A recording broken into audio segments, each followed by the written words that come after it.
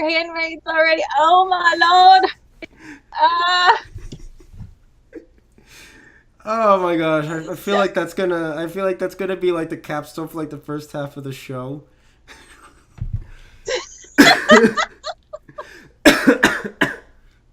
That's like why. And I'm not even gonna wait until you laugh. I'm just gonna cut it off right when I say, "Why do you think of this house right now?" Because there's that beat.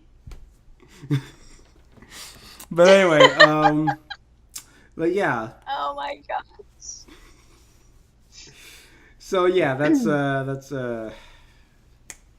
delivery. It's all about timing. Anyway, That's why you got the hotties.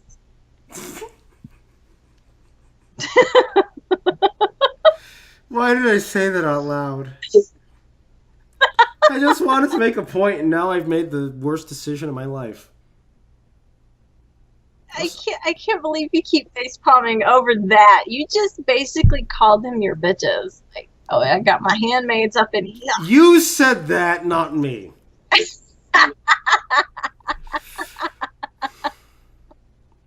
In other news, I think I might be slightly tipsy. But anyway, Just a study tonight.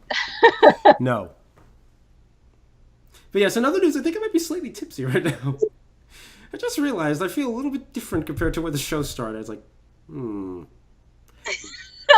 It's not going to go much beyond that, but it's like it just hit me that it's like, oh, I'm kind of identifying the difference there. In Getting kind of sassy. No, that's you. I don't get sexy. I'm always sassy. Point remains, you're sassy. Anyway. Well, whiskey's making you sassy. I have comments and questions. Oh, do you? All right. I've closed Facebook, so I can. Asked, So, did Anakin Skywalker really have 11 toes? that is a common rumor.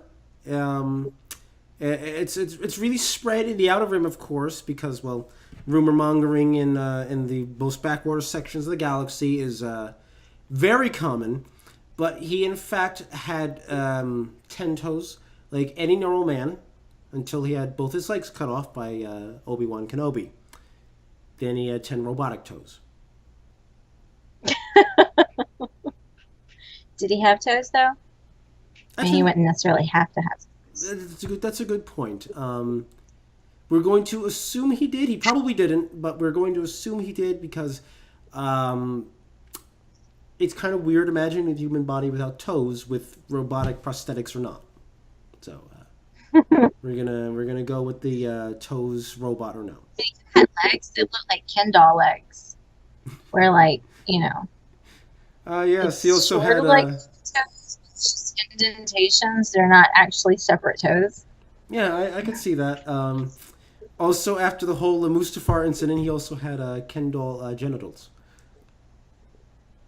That explains the anger. The frustration. Oh my goodness. I can't believe we're discussing Darth Vader's sexual frustration. Well, it's like he needed it. His wife died. Well, I mean, all the power in the galaxy and you can't get a woman.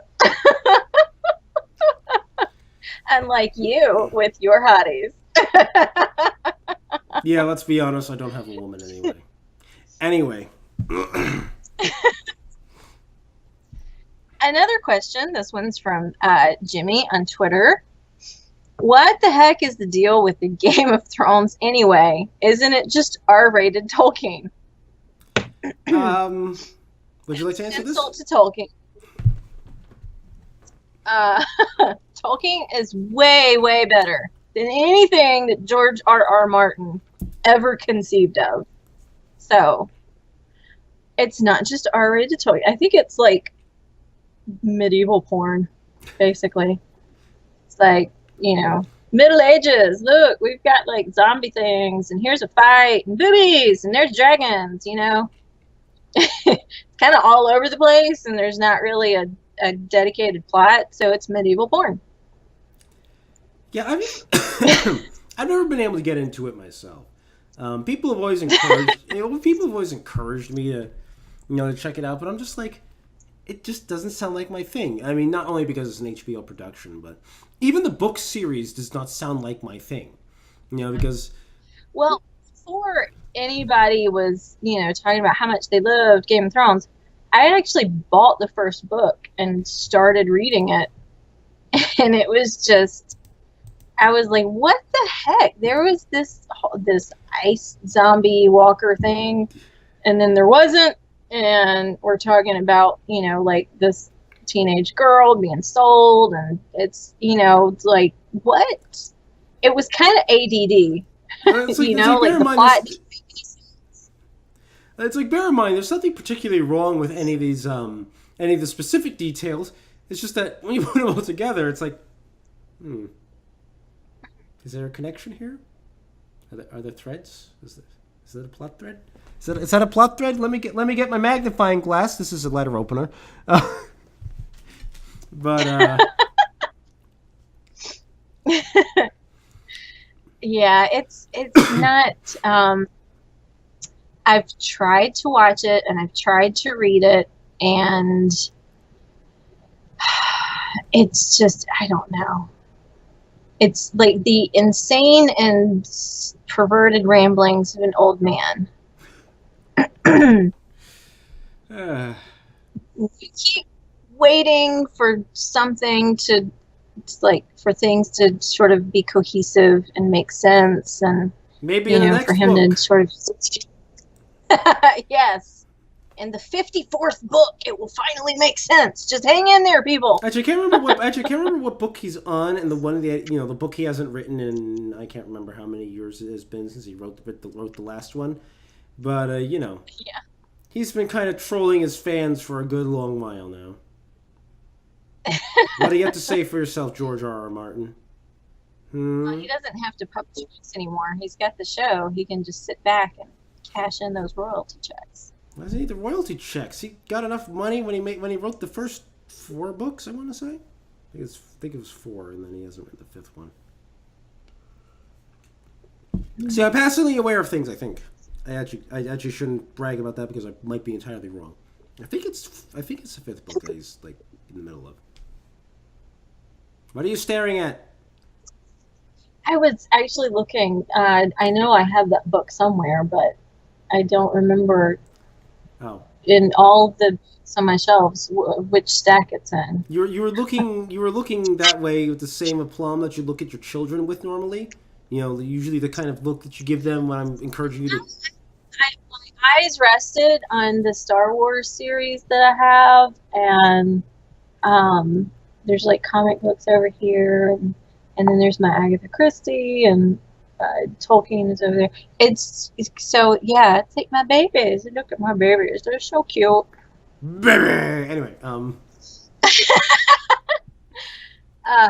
my dad built these shelves back when I was like 3 or 4. So I'm really happy. He believed in making things very strong and sturdy and putting lots of nails in it. And I have hundreds of pounds of books on there. Hundreds of pounds of nails in it. The shelf is I actually don't think any other shelves would have held all those. Yeah, so there's your answer on the Game of Thrones, the Song of Ice and Fire thing that everyone talks about. It's R-rated something, but it's not talking. Do you have any other questions? Twitter or Facebook? Joe? Okay, so he's bringing in this from another thread. Oh boy. Joe said hard gainers. Speaking of weight gain. Okay, so I put something up about how I wish that I was as fat now as I was back years ago when I actually thought I was fat, and I wasn't. And so he's talking and uh, geez, let me go back to the thread to make sense of it.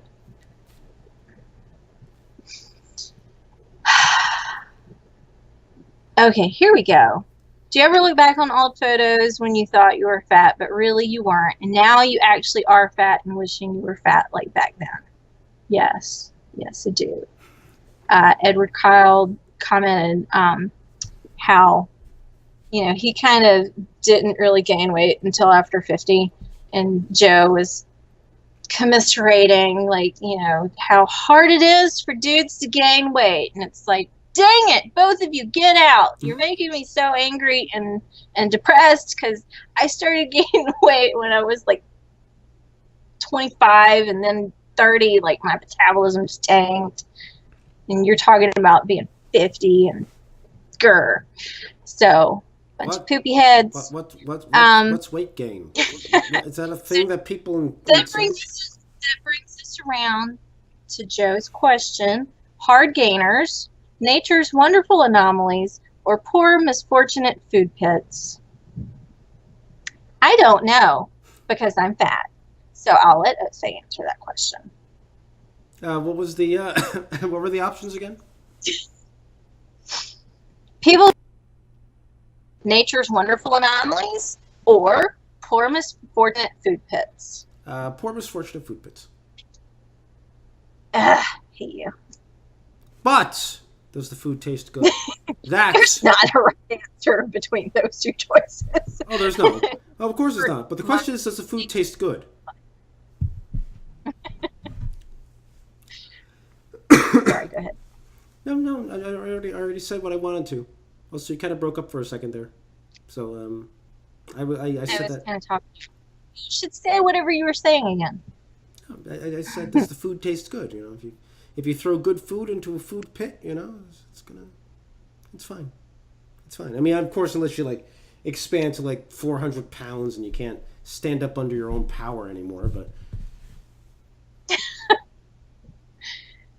Lord knows in ShopRite, sometimes I'll let you know when that happens. But Lord knows sometimes in ShopRite you get those people,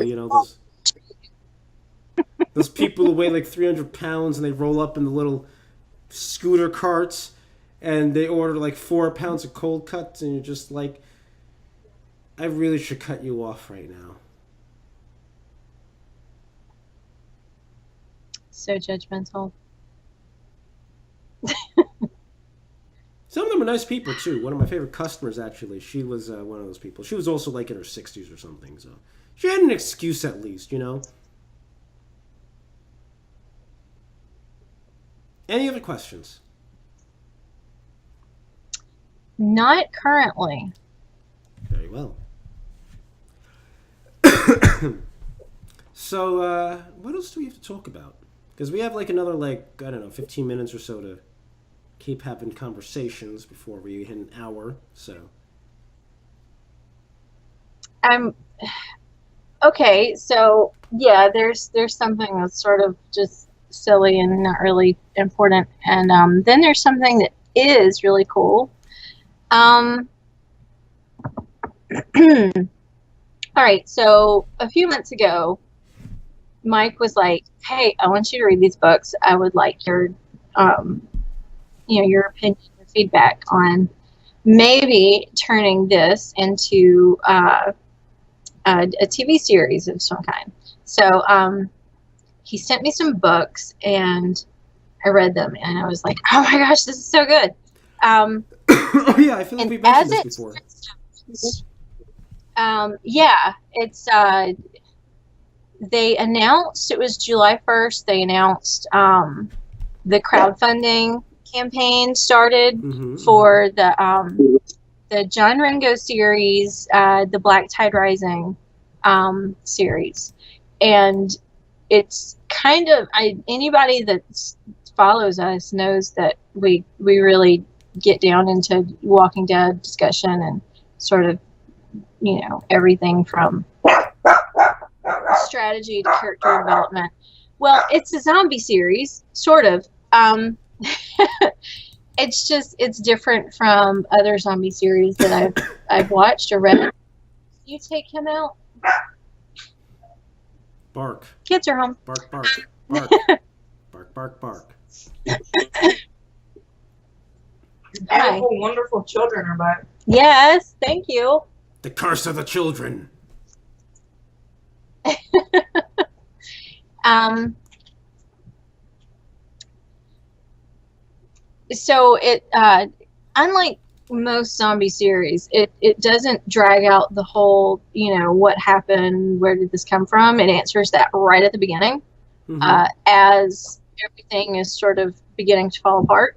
And it's really cool. They they actually had to go in and tweak a few things because the CDC was like, we haven't thought about this, and could you not tell the world that a virus could be spread this way? So basically, it's really cool. So basically, there's original versions out there that are telling everyone the weaknesses of the Centers for Disease Control. But so it just deals with the downfall rather quickly, and then it's like 4 books that sort of detail how humanity comes back from that. And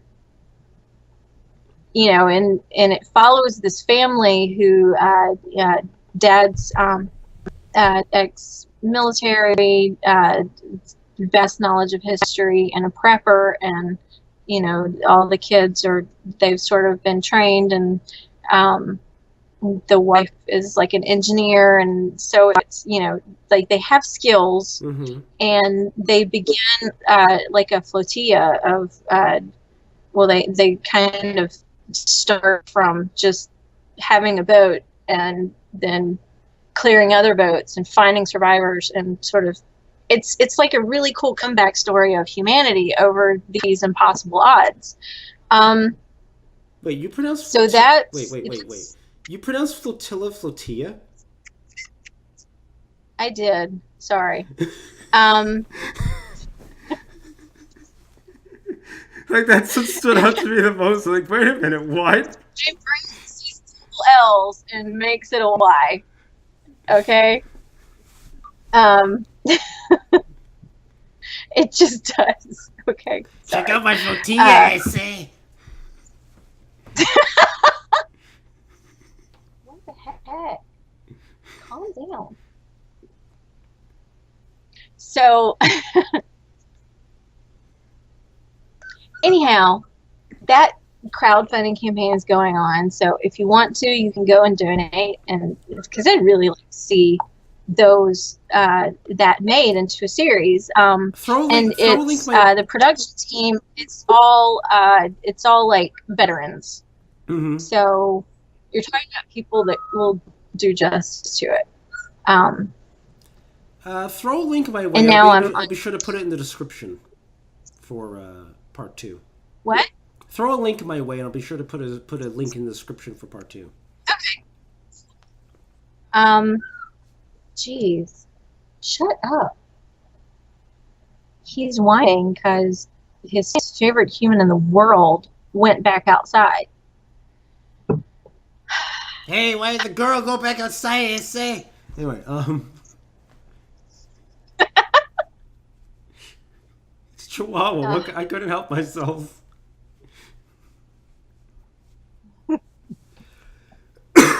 Shut up, Taco. Anyhow. Yeah, so that's pretty cool. I really want to see that be successful. Not just for the sake of my friend who's working on it, but because it's like a really good series, and I think it would make an excellent. It would adapt well in a sort of visual medium. Glad to know. And one of my kids is doing some artwork for them. So that's cool. Okay, my glasses. And what was the other thing you had to discuss? Uh, well, because I was drinking from my Ray glass over here. Um, okay. I feel like there's a lot of manufactured outrage about pretty much everything Mm-hmm. online. And the latest thing has been Monopoly not making a Ray figurine for the board game. Like Hasbro not, leaving Ray out or something. And it's just weird to me because there's like 2 or 3 sites that suddenly were, expressing, like, is this okay? What's your opinion? Mm-hmm. Trying to sort of get people all worked up over how dare they leave out the female lead character, and it's I don't know, it's like I cannot go anywhere online and escape this kind of Outrage. just manufactured outrage. Yeah, it's not even real. Like I haven't heard anyone complain about the Monopoly figurines. Oh yeah. Literally no one. All of a sudden, it's being reported as if this is like a serious issue, I mean, and people are Ray, and give us Ray and all this sort of stuff. And, yeah. I mean, on a similar like, who's note. demanding? Yeah, I mean, on a similar note, like the most, as you guys been, we found out now that the 13th Doctor for Doctor Who is going to be a woman. Yeah. And I see people complaining There were about. the doctor was going to be a woman like last year, so I don't know. But I see like a whole bunch of people complaining about, a bunch of butthurt nerds about that, and like I haven't seen a single person complain about it on the internet. You want to know who the first person I saw complain about it was? Bug! That was the first person! Someone I knew in real life! On the internet, I have not seen hide nor hair of anyone who was particularly bothered by this. I see way more people complaining about it. Yeah, all I've seen is people saying she was great in Broadchurch, which she was. That's a really good show. You need to watch that. And, so they're excited to see what she does. And then some people are kind of ambivalent. Like, I'm not sure if a female doctor, like, why did they have to get a female doctor? And, it's kind of like people don't know if it's going to be a good change or a bad change, and they're mostly just hoping that it's not a change for social justice sake. Yeah, it's change, change for that. Which is a legitimate concern with everything these days. That's what my concern with Star Wars has been lately. Yeah, we've discussed that before. Like,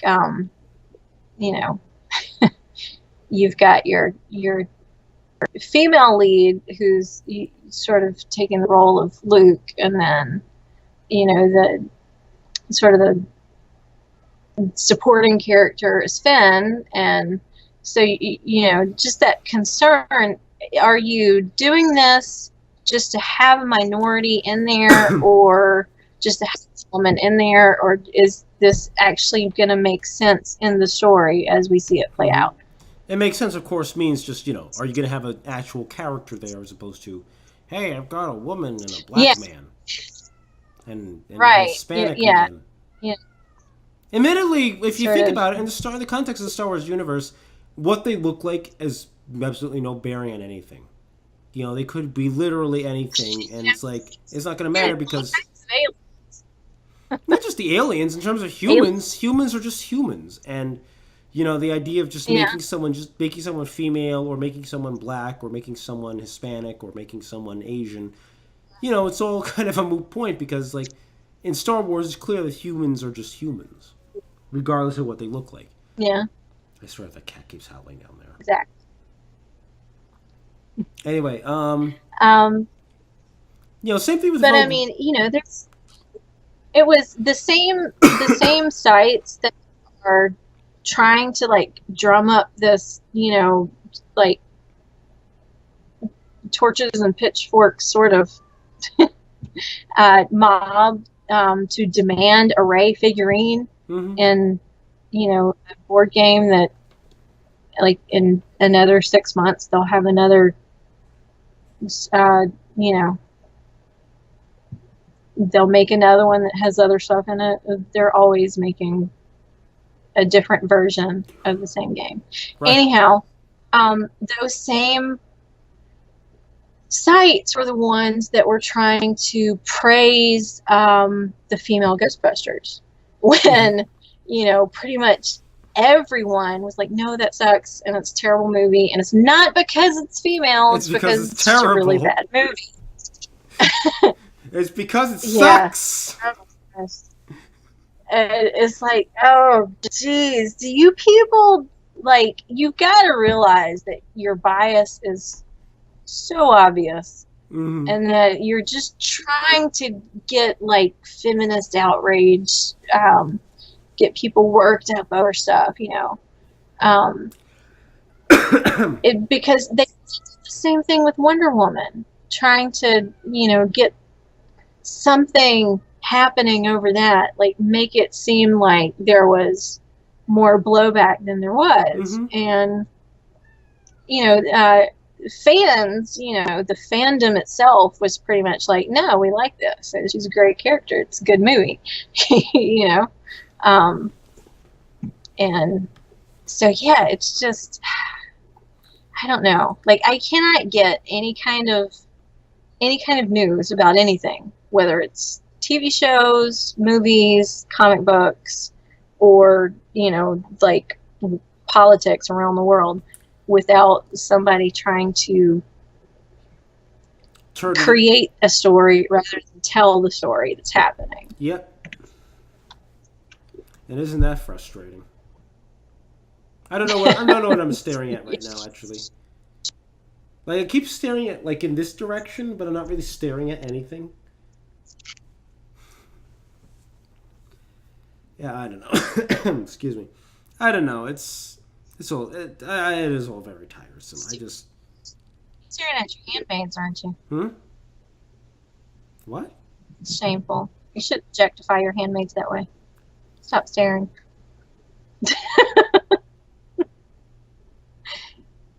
Anyway, moving on. All right. I feel like there was something else I wanted to say, but it's kind of slipped my mind. And frankly, there's your Halloween costume for this year. Hot handmade.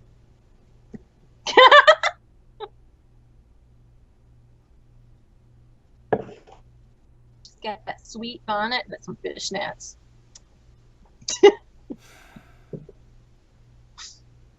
All right, go ahead. You're giving me the look. Anyway, as it turns out, we're out of time for this episode of Nerd Rage. Episode 174. We hope that you enjoyed the return of our very, very neglected podcast. I mean, I feel like I'm understating the issue, frankly, because this show has been through so much abuse in terms of neglect, so that it's not even funny over the years. It's just, we had like 3 episodes when we first started it, and then just went on a hiatus for like half a year. Remember?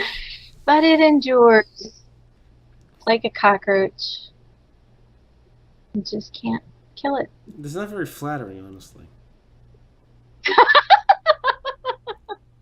So,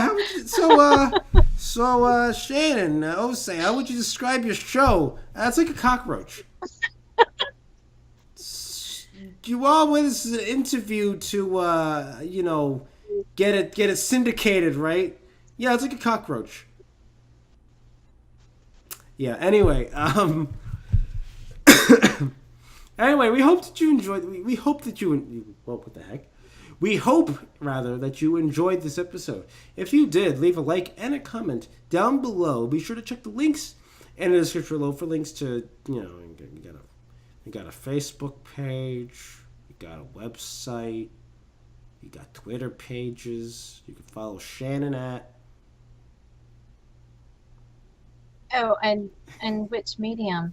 Twitter? Twitter. That's the only one I ever Instagram? ask.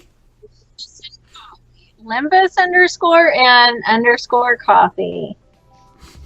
You could tell how out of practice we are because that was hilarious. You could also you could You need whiskey for that cough. I think it's the whiskey. It caused the cough. Anyway, you can also follow me No, it didn't. You can also follow me at Osser and Fire, OSE, RONPHAER for random shit, frankly. Gaming stuff. Gaming stuff, yes. but random shit is probably more accurate. Yes. Dork talk. And we will catch you next week for more shenanigans, more nerdery. Maybe a little more focus. Maybe a little more focus. And, I don't know, more of a lovely... Yeah, that's gonna happen. more of our lovely faces. Oh, yeah. So much of my face. Until next week, everybody.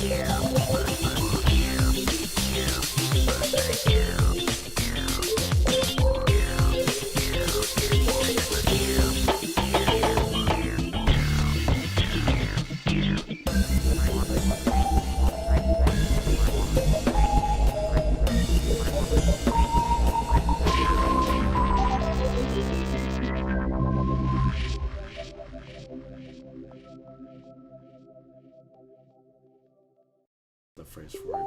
But Oh, I forgot to show off my shirt. This is the one I got at the Armed Forces Museum with Ruth. And it's like the Green Berets. oh, Kill them all. Like, out. Yeah. Sorry.